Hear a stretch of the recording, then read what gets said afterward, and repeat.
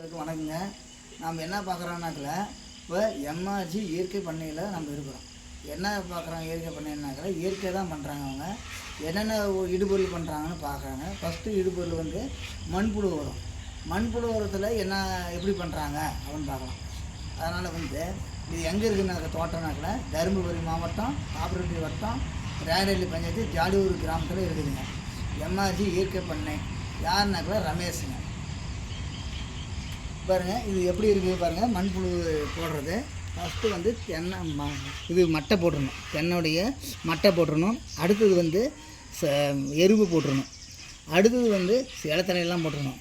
அடுத்தது எருவை போடணும். அடுத்தது வந்து இலத்தலையை போடணும். இது மாதிரி செத்த வேஸ்டெல்லாம் போட்டுடணும்.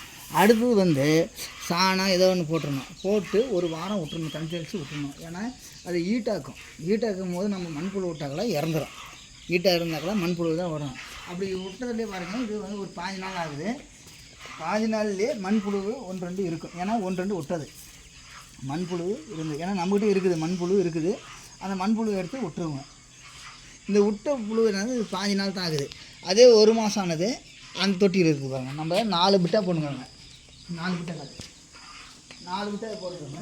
இந்த 4 பிட்டில் இது வந்து 2வது இது 2வது இதுன்னு பாருங்கள். எருவு ரெடி ஆயிடுச்சு. புழுவு இருக்கும் பாருங்கள். மண்புழு புழு இருக்குங்க. புழுவு இங்கே இருக்குது. மண்புழு இருக்குங்க. மண்புழு தான் இருக்கிற இலத்தலையெல்லாம் சாப்பிட்டு எருவாக கொடுக்கும். இருக்குங்களா புழு கட்டும் இங்கே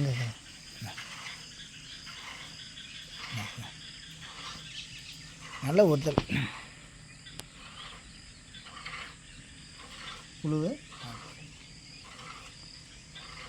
இந்த புழு தான் சாப்பிட்டு எருவாக கொடுக்கும். அந்த எரு வந்து ப்ரிப்பேர் ஆனது எப்படி இருக்குது பாருங்க.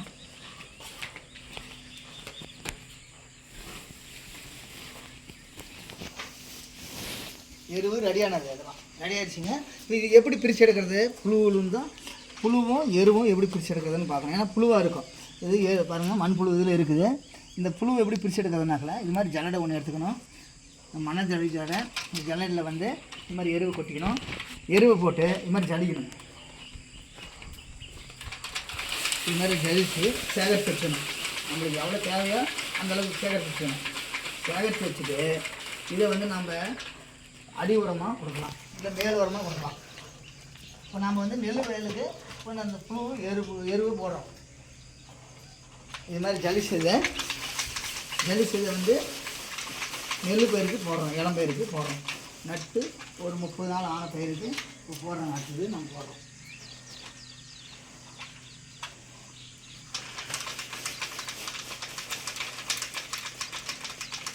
ஜலிச மண்புழு உரம்.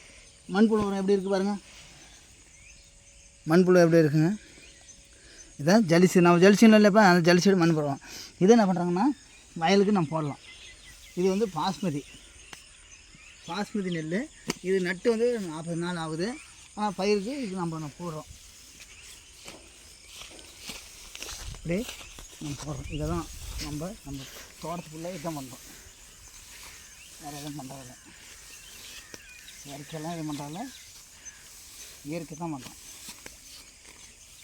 இயற்கை பண்ணுறதுனால 40 நாளில் வருங்க. எப்படி இருக்குன்னு நட்டு 40 நாள் பயிர் இருக்குது.